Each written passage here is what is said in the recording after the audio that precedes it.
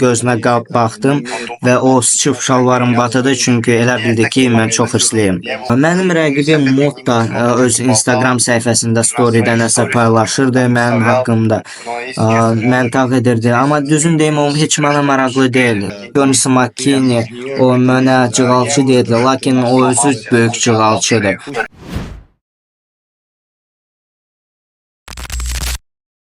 Yenə salam aleykum Nazim, salamlayıram səni. Aleyküm salam. Necə özünü hiss edirsən hazırlıqda? Məşqlər necədir? Yaxşı, intensiv məşqlər bitir artıq. İndiki salma prosesi gedir əslində. Və öz vətənimdəyəm burada çoxlu müsahibələr, media, kanallar çoxlu var. Lakin buna baxmayaraq şükür hər şey öz yolundadır. Məşqlər öz yolundadır. Mənim çox intensiv məşq təlimim oldu, şükür indi bitir. Mən formadayam, mən hazıram qardaş.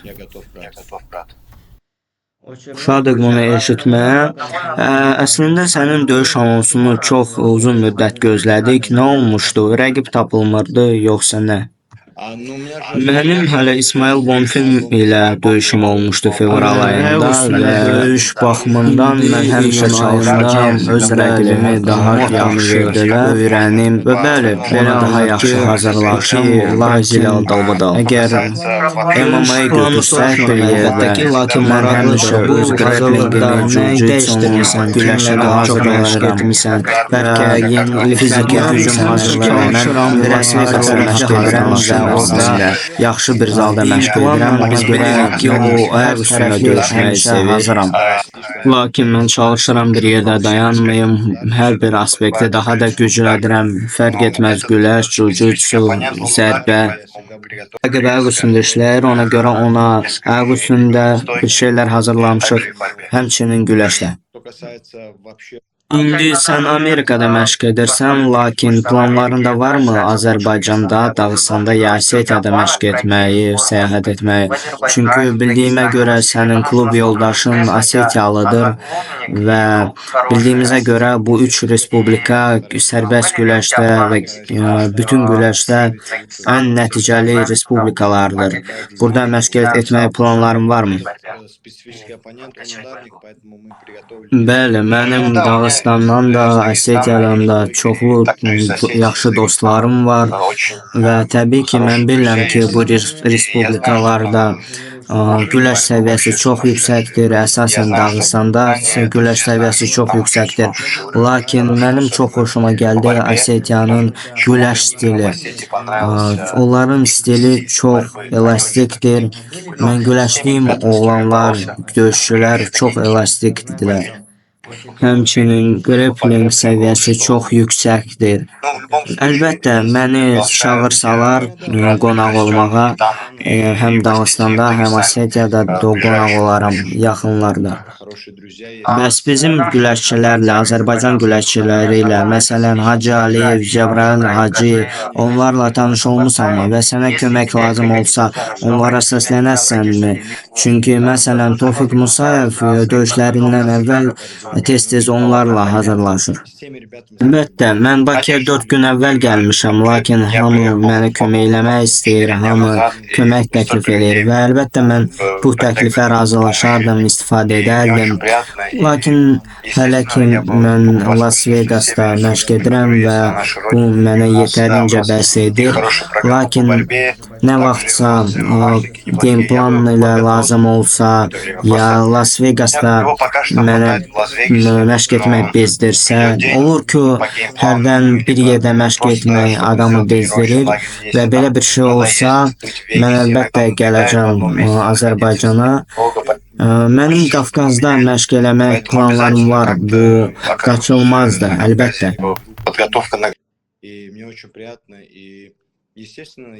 Bəs indi Bakıda kimin nəzarəti altında məşq edirsən? и хорошая программа. Mən indi Tariel Abbasov ilə mənim dostumla məşq edirəm. Bilirsinizsə, bizim dünya çempionumuz sambo üzrə. Bir də Akif Quluzadənin məşqçisi ilə ayaq üstündə işləyirik. Adı yadımdan çıxıb. Hələ ki bu komanda ilə məşq edirik. Həmçinin Ruslan Əfəndiyev müəllim öz köməyini təklif edib. Belə bir komandadır. Tariel Abbasov ilə güləşirəm. Akif Quluzadənin məşqçisi ilə ayaq üstündə işləyirəm. Və dediyim kimi təkrarlayıram, Bakıda hamı mənə kömək eləmək istəyir. Və əlbəttə mən bu təkliflərlə razılaşardım, lakin vaxtım yoxdur və bu bizim game planımızda yoxdur. Amma əgər game planda olsaydı, mən bu bütün təkliflərlə istifadə edərdim. Həmçinin mənim öz məşqçim gələcək, məşqçilərim gələcək. Sonra isə Merab Dvalishvili gələcək. Belə bir komandadır. Biraz belə qıcıqlandırıcı sual da əslində. Merab Dvalishvili rus dilini bilirmi və sizinlə rus dilində danışıbmı? Xeyr, mən onunla heç vaxt rus dilində danışmamışam. Mən fikirləşirəm ki, o həqiqətən başa düşür, lakin o yaxşı danışmır rus dilində. Mən şəxsi heç vaxt onunla rus dilində danışmamışam. Biz həmişə ingilis dilində danışırıq. Və məncə o ancaq gürcü və ingilis dilini bilir. İnşallah qələbəndən sonra kimisə döyüşə çağırarsanmı, ad çəkərsənmi? Çünki sənin də top 15-də deyilsən, lakin çox yaxınsan top 15-ə. Mən hələ bilmirəm, indi döyüş həftəsidir. Mən həmişə öz rəqibimə, öz məqsədimə diqqətimi cəlb edirəm. Bilirəm ki, Motto mənə reyting baxımından heç nə vermir, irəli çıxartmır. Lakin əgər mən yaxşı şou göstərsəm, onu da diqqət alaq ki, Bakıda keçir şou, Bakıda keçir turnir. Əgər yaxşı şou göstərsəm, UFC mənə top 15-dən bir şans verə bilər. Amma mənə o qədər də vacib deyil ki, top 15-dən olsun. Mən həmişə irəli gedirəm, həmişə daha da yaxşı, güclü qayıdıram. Top 15-dən versələr şad olaram, lakin elə də vacib deyil mənim üçün bu. Əlbəttə, mən birinci təklif eləyən hər döyüşçü ilə razılaşmıram döyüşə, lakin mənim üçün çox vacib deyil. Top 15-dən olsun ya aşağı olsun. Bu çəkidə mənim üçün çox challenge-lər var, çox məqsədlər var. Hələ mənim döyüşlərim olacaq top 15-lə. Yenə də aydınlaşdırım bu sualı. Abunəçidən sualdır. Əgər təsəvvür edək ki, bu döyüşdən sonra sən yenə top 15-ə girmədin. Top 15 olmayan bir rəqiblə kimlə döyüşərdin ki, top 15-ə girə bilərsən? Təxminən. Mən veteranlarla döyüşmək istəyərdim. Bu mənə maraqlıdır. Michael Johnson kimi, Bobby Green, Jim Miller kimi döyüşçülərlə döyüşmək.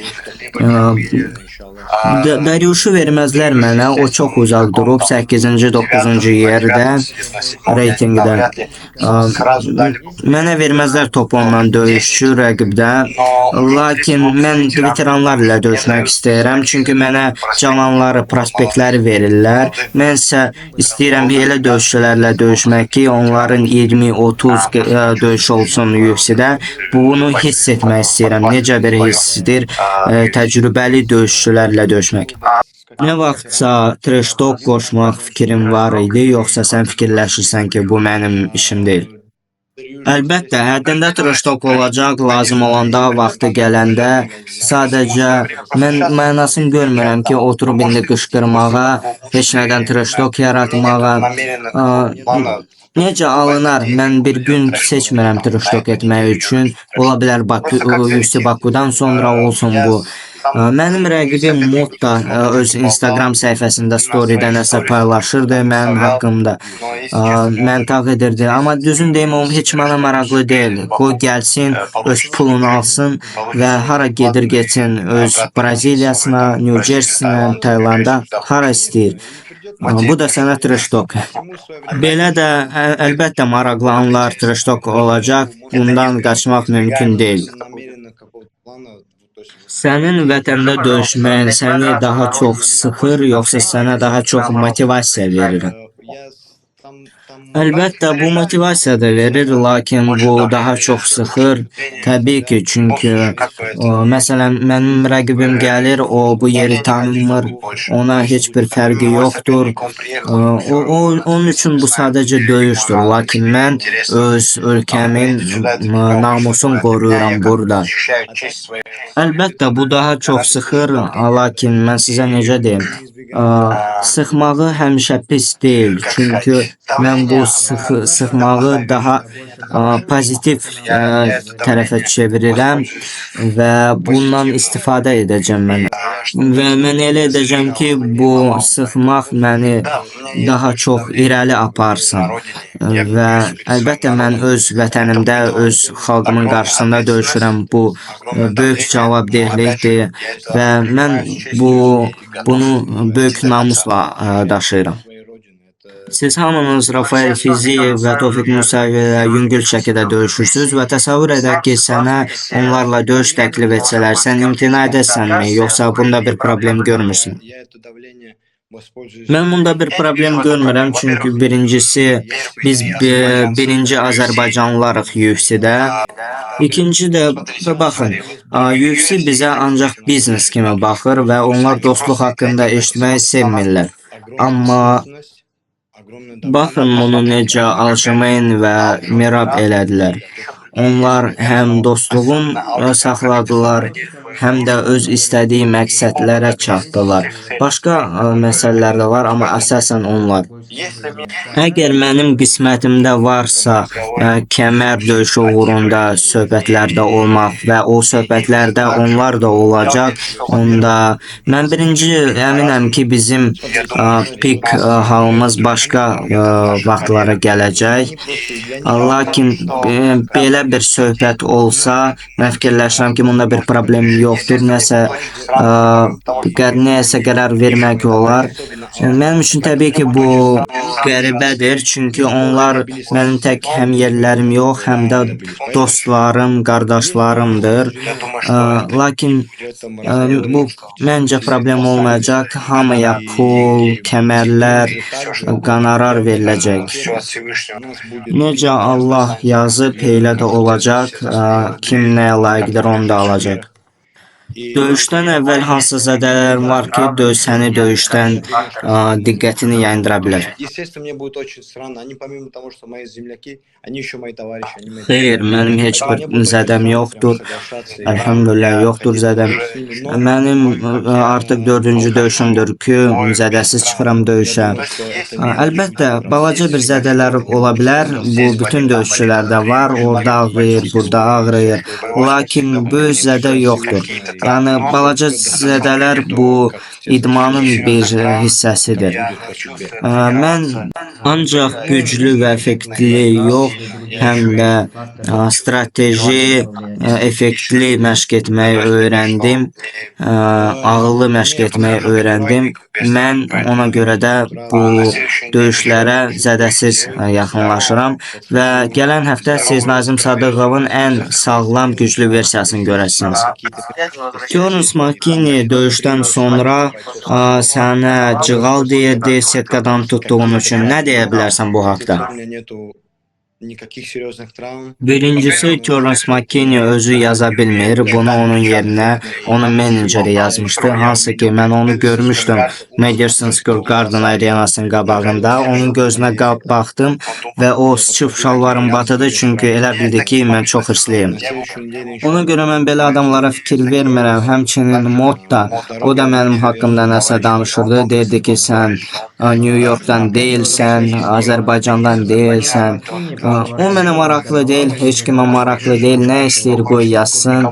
Həmçinin Jonas McKinney o mənə cığalçı deyirdi, lakin o özü böyük cığalçıdır. O özü qəsdən boynunu mənə verdi, qəsdən o məğlub oldu. Çünki o birinci raundda məni boğmağa çalışdı, mənə submission etməyə çalışdı, lakin gördü ki, alınmadı.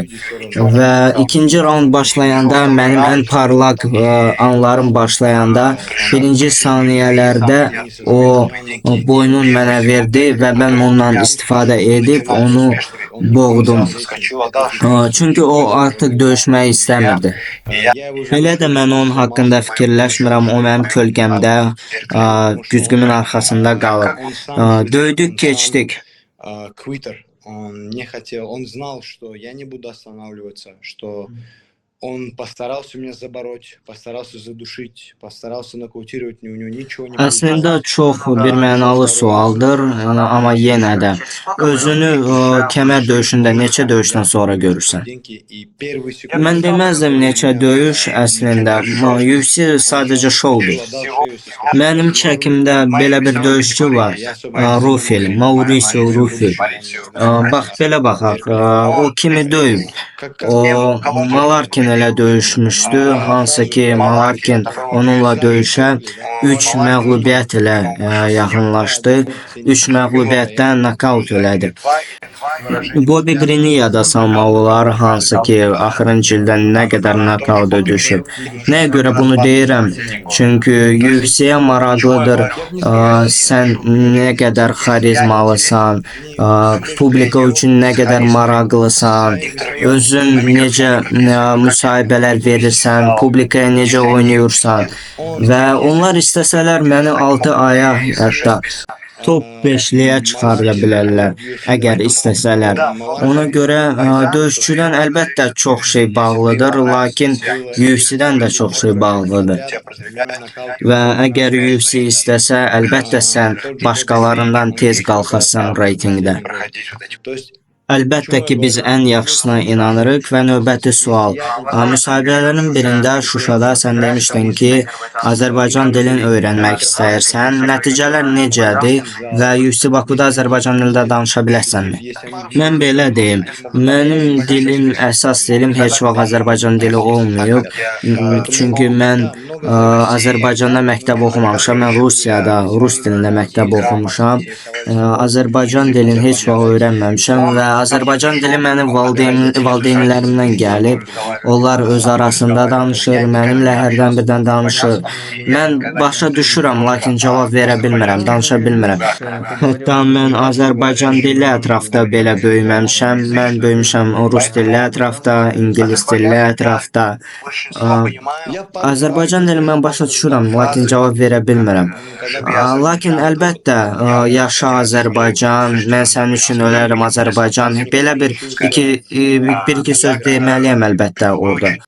Azərbaycan dilini öyrənmək mənə çətin deyil, çünki mən 2 ay yaşayıram Azərbaycanda və artıq başlayıram danışmağa.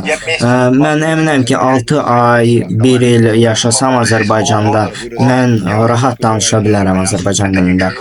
Bu mənim üçün yad dil deyil, bu mənim doğma dilimdir. Sadəcə mən məktəbdə öyrənməmişəm bu dili, mənə heç kim öyrətməyib bu dili, amma bu dil həmişə mənim ailəmdə olub.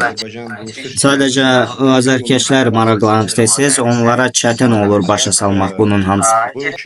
Bəli, incə başqa bir müsahibədə bu haqda danışdıq, deyəsən Kanal BBC və onlar artıq başa düşür ki, məndə belə bir problem var və adamlar başa düşür məndə belə bir problem olduğum və mən başa düşürəm, lakin danışa bilmirəm.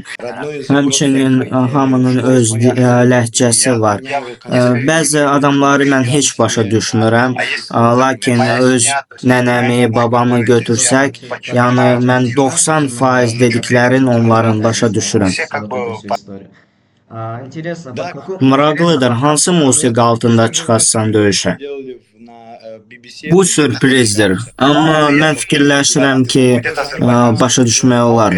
Bu Azərbaycan musiqisi olacaq, adamın qəlbinə toxunan, bütün Azərbaycanlıların qəlbinə toxunan bir musiqi olacaq. Тем более у них Mən artıq bu musiqi altında çıxmışdım, siz başa düşə bilərsiniz. некоторых ребят вообще ни одного. Ona görə ancaq irəli qardaş, maraqlı olacaq inşallah. Sən adətən döyüşündən sonra qaytağı rəqsini oynayırsan, ləzginkə yəni ki. Bu dəfə qaytağı rəqsini oynayarsanmı? Mən bilmirəm, əslində bu emosiyalardan asılıdır. Çünki mən yox demək istəmirəm, lakin mən deməzdim ki, indi bu mənim hər döyüşümdən sonra olacaq. Lakin mən öz vətənimdə çıxıram, Bakıda, yüksək Azərbaycan. Yəni bu emosiyalardan asılıdır. Ola bilər mən o keyfim o qədər yaxşı olacaq ki, mən çıxıb elə bir qaytağı rəqs edəcəm ki, baxarıq, bilmirəm əslində. Sən Qafqazda Azərbaycanı ümumi səviyyəsindən hansı yerə qoyardın? Mən fikirləşirəm ki, bütün Qafqazla müqayisə etsək, Не буду говорить, что bizdə MMA Qafqazda axırıncı yerdədir. я не знаю, какие Biz onlara çatırıq, lakin Dağıstanlıların nə qədər döyüşçüləri var, Çeçenlərin nə qədər döyüşçüləri var, Əsetinlər, Gürcülər indi UFC-də nə edirlər və bütün MMA-da. Bizdə istedad var, lakin bu reklam ilə idmanın bu idman növünün irəli getməsi ilə bağlı olmalıdır. Bizdə MMA heç ikinci yerdə də deyil. Bizdə dördüncü, beşinci yerdədir bəlkə də ölkədə bu idman növü. Lakin vaxtilə bizdə də səbəblər yaranır. Bizdə yeni ulduzlar, cavan uşaqlar var. Bizdə hələ ki var Rafael, Tofiq, Nazim. Və bizim də öz saatımız çatacaq. Onda biz də bütün dünyaya Azərbaycan gücünü göstərəcəyik. Мы как бы у нас есть талант, но Nazim, mən başa düşürəm ki, sən məşqdən sonra yorulmusan, ona görə mən axırıncı sualımı verəcəm. Hər şey yaxşıdır. Mən söz vermişəm, sözümün üstündə dururam. Buradan Azərbaycan xalqına nə deyə bilərsən? Ola bilər cavanlara nəsə bir-iki söz, ola bilər başqa bir şey, ürəyindən nə gəlir? Cavanlara əslində mən belə bir tövsiyə verərdim. Mənə bu sualı vermişlər artıq. И со временем наступит Uşaqlar, bu idman, волна, она появится, и мы bu sizi həmişə nə isə məyus edəcək və həmişə min mənfi tərəflər tapılacaq. Həmişə min problem, min səbəb tapılacaq ki, sən davam etməyəsən və fikirləşəsən. Bu lazımdırmı mənə? Davam etmək lazımdırmı? Mənim üçündürmü bu? Mənim pulum çatacaqmı buna? Və bunun arasında sən bir səbəb tapmalısan ki, bunu davam edəsən. Və məqsədinə çatanlar və çatmayanlar arasında tək fərq odur ki, məqsədinə çatanlar məqsədi dalınca inanaraq gedirdi və təslim olmurdu. 90% idmanla məşğul olanların, məqsədinə çatanların bu özünə inanan və məqsədi dalınca gedəndir, təslim olmayandır. Bir səbəb tapıb davam edəndir. Cavanlara mən tövsiyə görürəm, təslim olmamağı, valideynlərinizi eşidin, lakin mən deməzdim ki, mənim valideynlərimin çox xoşuna gəlir də mənim bu idmanla məşğul olmağım. Mən gəlib valideynlərimə deyəndə ki, mən bu idmanla məşğul olacağam, onlar dedilər, bu nə deməkdir, bizim oğlumuz bu idmanla məşğul olacaq. Demək, bizim oğlumuzu üzünə vuracaqlar setkada. Ona görə valideynlərinizə qulaq asın, lakin məqsədiniz varsa təslim olmayın, axıracan gedin. Bu mənim axırıncı sözlərimdir. Nazim, çox sağ ol müsahibəyə görə. Əslində çox maraqlı oldu hər şey və həm azərkeşlərin, həm öz adımdan deyirəm ki, biz Azərbaycanda sənin döyüşlərini öz ad günümüzdən və başqa bayramlardan çox gözləyirik. Ona görə səni ən yaxşı formanda gözləyirik və fərqi yoxdur. Məğlubiyyət, qələbə, biz səninlə fəxr edirik. Поэтому слушайтесь родителей, но если у вас есть мечта, не сдавайтесь на нее. Вот это моя финальная точка. Назим, спасибо тебе большое за интервью. На самом деле все было очень интересно. И от подписчиков скажу то, что и это мое мнение, и всех в Азербайджане. Мы ждем твой бой больше, чем свои дни рождения и любые праздники. Поэтому ждем тебя в лучшей твоей форме. И вне зависимости, мы, конечно, верим в твою победу. И вне зависимости поражения победы мы тобой гордимся, чтобы ты знал. Спасибо большое. Фоксал. Çok sağ Спасибо. ol. Sağ ol. Спасибо, брат. Алейкум салам.